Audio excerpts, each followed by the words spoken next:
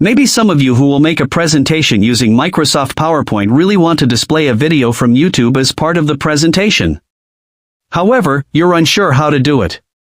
Well, in Microsoft PowerPoint 2019, it's very easy. Watch this tutorial to the end to learn how.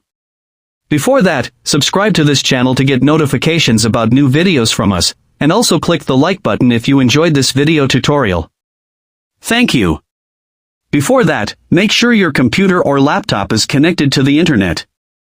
Then, go to the Insert menu and select Video. Two video source options will appear. Select Online Video. A new window will appear.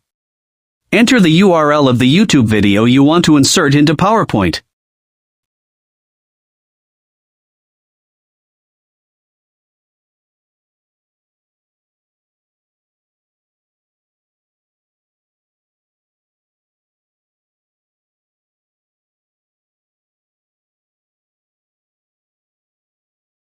After entering the URL address of the desired video, it will automatically search for the video.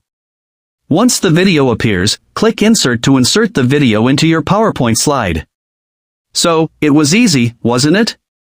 We hope this tutorial is helpful. See you in the next video.